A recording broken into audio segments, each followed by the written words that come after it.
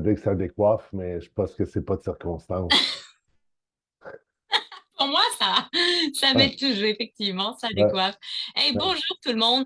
Tout le monde oui. qui est là ce matin, qui a décidé de suivre le nouveau rythme que on teste pendant quelques semaines. On teste le 8h15, le jeudi matin, pour partir votre journée. Salut Sarah, contente de te voir.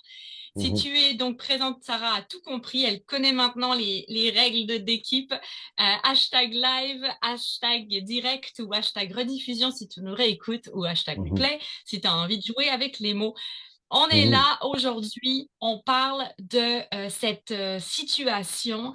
Salut Sarah, comment Ouais, vas-tu? Écoute, t'as l'air en feu, dis-nous ton énergie, toi. ouais. Ben, je veux te dire félicitations, Sarah, puis tu sais pourquoi. Fait que, Ah ben nous on le sait pas, tu dois le hein, dire, on est entre nous d'abord. hein, elle a passé une ceinture hier, fait que bravo. OK. Wow! Mhm. Hey, on célèbre ça! Ouais, Hey, ça ouais, fait une semaine 4 sur 4, ça. ouais, c'est ça. Mhm. Super. Ouais, Sarah, donne-nous ton énergie. À toi ouais, qui toi qui nous écoutes aussi, si jamais, partage-nous ton énergie du jour. Euh, super, ouais. génial. Mhm. Et qu'on parle de cette situation où c'est le ou la gestionnaire qui se retrouve entre les directives de la haute direction et puis les besoins de l'équipe. Et parfois, et très souvent, ben, ces besoins-là, ces attentes-là s'entrechoquent. Que ce soit dans les objectifs qui sont fixés par le haut et les difficultés que vive l'équipe, que ce soit des attentes que la haute direction donne aux gestionnaires en disant je veux que tu en saches plus, je veux que tu ailles au fond, je veux que tu fasses de la micro-gestion. Et les gestionnaires pour dire, hey, moi, c'est pas ce que je veux pour mon équipe. Si je continue à faire la micro-gestion, ça va à l'encontre de ce que je veux créer dans la culture de mon équipe. Donc, il y a toutes sortes de chocs qui peuvent se créer quand on se retrouve dans cette position en tant que leader d'équipe. Oui, parce que c'est clair que nous, on amène beaucoup de créer de la collaboration dans l'équipe, de créer de l'engagement dans l'équipe, et que tu travailles peut-être dans une structure ou une organisation très hiérarchisée, où est-ce que tout passe par toi, ou est-ce que toi, c'est très pyramidal, très bottom-up, top-down, excuse-moi, très top-down, et que dans cet esprit-là, toi, dans ton petite équipe, tu essaies de créer un microclimat différent un petit peu de la culture dans laquelle tu es. Je pense à ceux qui sont membres de la place, là, qui sont dans des grosses corpos, ou entre autres, ceux qui sont dans le milieu gouvernemental. Tu sais, là, c'est que où est-ce que le titre sur la carte d'affaires prend deux lignes, trois lignes pour tout bien décrire qu'est-ce que tu es. Bien, ces gens-là ont peut-être l'envie de créer une équipe de feu, mais d'un côté, il y a toute la pression de la culture de l'organisation qui empêche ça. Fait qu'on fait Ouais. quoi? Comment on fait ça à travers ça? C'est de ça qu'on parle aujourd'hui. Parce qu'on vous l'a partagé cette semaine, quand on veut créer une certaine culture d'équipe, dans une grande culture qui n'a pas du tout la même marche à suivre, c'est sûr que ça crée du choc. Et toi, tu es au milieu de tout ça. Ça crée du chaos. Et toi, le risque dans tout ça, ben, c'est que malgré tous tes efforts, ils sont épuisés par la pression du haut. Ça peut créer de l'impuissance. Si tu restes constamment, voyons, brassé entre ces pôles-là, entre une culture hiérarchisée et toi, ta culture d'équipe. Et, et on peut comprendre que ben, ce n'est pas des situations agréables à vivre. Et en fait, je ne sais pas encore, je veux dire, nous, ce qu'on veut aujourd'hui, c'est d'essayer de trouver la position la plus équilibrée dans tout ça. Si tu y restes, tu me regardes avec les yeux où tu veux. Parce que ce que je veux dire, c'est que moi, je pense encore une fois qu'il ne faut pas te laisser porter par ces pôles, mais il faut que tu puisses euh, reprendre le contrôle sur la situation. Parce que sinon, il y a des risques d'impuissance, il y a des risques de perte de sens au travail, parce que deux cultures différentes, c'est du sens au travail différent. Et donc, tu peux pas te retrouver au milieu de tout ça en sandwich. C'est pas vivable sur le long terme. Puis la plupart du temps, qu'est-ce que font les gestionnaires qui sont pas épaulés correctement dans ces cultures qui s'entrechoquent? Mais c'est des gestionnaires qui quittent, c'est des gestionnaires qui abandonnent, c'est des gestionnaires qui perdent le sens. Puis ça, pour nous, moi, voir ça, c'est pas possible. Mhm. Et je l'ai vu dans la grosse corpo, là, tu sais, que d'un gestionnaire. C'est fou l'énergie que ça va prendre pour toi, gestionnaire, de toujours devoir, je prends le mot confronter tes idées, mais c'est un mot peut-être un peu moins fort qui irait là, mais face à la direction, c'est comme, OK, mais pourquoi faut que tu demandes à l'équipe, t'es le directeur, tu devrais décider. Et dans ça, toi, ça te gruge ton énergie constamment, puis tu as beau amener ça parce que tu y crois. Puis entre autres, si tu es en train de nous écouter, c'est que tu crois à des équipes de travail dynamiques où est-ce que tout le monde travaille ensemble, rame ensemble dans le même bateau et toi, tu es, au service de ton équipe et non pas toi, tu es le grand chef, l'empereur en chef qui dicte qui a le droit de vie et de mort sur les gens de l'équipe. Tu crois à la collaboration de l'équipe beaucoup plus naturellement. En tout cas, je présume, si tu nous écoutes. Euh, Fait que comment est-ce qu'on vit cette bataille-là par rapport à tout ça? Mais Chloé, elle met la table tranquillement, là. Elle dit à quelque part qu'on doit au minimum en être conscient. Hein, on doit au minimum en être conscient et d'avoir pris une décision avec soi-même très claire et très précise. OK, parfait. Voici le monde voici le monde de l'équipe, voici le monde de l'entreprise. Et dans cet esprit-là, ben moi, je joue la game. C'est tough de dire ça, là, mais moi, je joue la game. Donc, équipe, on va travailler en collaboration. Je me retourne de bord face à la direction. Et là, ben, je vais jouer la game de la direction. Donc, moi, comme gestionnaire, dans ce cas-là, je vais jouer le rôle moi, souvent, je prends le mot d'un traducteur. Hein. Je vais traduire les commandes ou les instructions qui arrivent de la direction vers l'équipe pour protéger l'équipe de ça, parce que cet élément-là, si cet élément-là qui arrive de la direction, ben ça l'amène à quelque part un esprit qui va à l'encontre de la culture que je veux avoir. Donc, comment j'arrive à protéger cette équipe-là de la direction, sans nécessairement tout en travaillant vers les objectifs de l'organisation. Parce que ça, il ne faut jamais l'oublier, là. On ne devient pas le village gaulois là, qui se bat contre Rome. Là. Non, non, on travaille, on travaille avec l'organisation. C'est juste qu'on ne prend pas le même langage et qu'on traduit avec eux les directions par rapport à comment est-ce que la direction amène pour arriver à ses fins dans la dynamique de l'équipe. Est-ce que ça Tu vois, s'écloue? moi, Mhm. je préfère traduire, je préfère les postures de courroie de transmission, de traduction, plutôt que de jouer la game. Parce que jouer la OK. game peut être interprété comme faire des jeux politiques, et jeux politiques, c'est malheureusement mal connoté. Par contre, faire de la bonne politique, c'est un peu ça finalement. Oui. C'est-à-dire que et euh, et donc c'est de naviguer dans ces postures-là en ouverture, en transparence. En fait, le point de départ, c'est de le reconnaître. La deuxième étape, c'est de nommer qui tu veux être dans tout ça. Ok, tu vis une contrainte, la culture de l'organisation, la culture de ton équipe crée du choc, c'est une contrainte, ça va ralentir, c'est sûr. Par contre, on vit avec. Pour vivre avec, il faut que je sache qui je suis, qui je suis en tant que leader conscient. Parce que si je ne sais pas qui je suis moi réellement, alors je serai constamment brassée comme une feuille qui va au vent. Et ça, c'est pas vrai que tu veux ça, j'en suis certaine.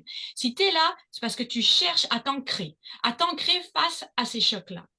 Et lorsque tu sais qui tu es, c'est-à-dire tes forces, c'est-à-dire tes vulnérabilités, c'est-à-dire comment est-ce que ton équipe peut te soutenir aussi dans tes forces, comment toi tu peux aider l'équipe à la soutenir. Quand ça, tu es clair avec ça, toi, alors tu vas pouvoir être une courroie de transmission encore plus forte vis-à-vis des parties prenantes, vis-à-vis de la haute direction. C'est-à-dire que tu pourras dire, moi, je suis ça. Moi, je veux l'emmener là. Je vous explique pourquoi je vais l'emmener là. Et c'est pour ça que je vais vous poser des questions. OK, j'entends votre besoin. J'entends ce que vous voulez, je vais aller là, mais laissez-moi faire et vous l'aurez quand même votre résultat. Mais laissez-moi aller. Donc, c'est d'ouvrir, c'est des conversations beaucoup plus alignées avec ce que tu recherches à créer. Et ça ne veut pas dire que tu changeras la culture de l'organisation. Pas du tout, en fait. Ne cherche même pas à la changer parce qu'à mon avis, c'est du. C'est l'histoire de Goliath et je veux dire, c'est David contre impossible. Goliath. Change pas une organisation. Comment? David contre Goliath, c'est C'est très ça, c'est David Candiola, c'est-à-dire change pas l'organisation qui est en vie depuis 20, 30 ans, là, qui a ses façons de faire, c'est pas ça que tu pourras faire. Par contre, tu t'en sortiras si tu ouvres un canal de communication aligné avec tes valeurs, qui joue sainement avec les mots. Et là, tu vas pouvoir encore mieux être cette courroie de transmission. Euh, j'ai très hâte la semaine prochaine parce que la semaine prochaine, on va agir dans une université. On va présenter justement les cultures organisationnelles et on va permettre à ces personnes qui vont écouter cette conférence atelier de comprendre ce que sont ces différentes cultures. Parce que en plus, les comprendre, eh bien, c'est d'aller dans son langage. Les comprendre, c'est de pouvoir justement jouer avec ça, jouer sainement et pouvoir dire, OK, comment je traduis? Parce que c'est pas comme ça. Mais en comprenant les cultures organisationnelles qui t'entourent, alors tu peux mieux traduire. Donc, en fait, ce qui est amené, puis ce que tu dis, Chloé, si je comprends dans tout ça, c'est qu'au lieu de combattre, au lieu de combattre la culture organisationnelle, de la regarder de manière négative, de vouloir changer, de vouloir Mhm, confronter, mais à la mhm. place, c'est mets-toi à danser avec. Et oui, oui, c'est Mais moi oui. qui dis danser. Donc, comment est-ce qu'on peut arriver à danser avec ça en ayant. Parce que chaque culture a ses avantages, chaque culture a ses inconvénients, chaque manière a ses avantages et ses inconvénients. Donc, comment est-ce qu'on est capable de prendre le meilleur de tous les mondes et de danser avec ça et de s'ajuster?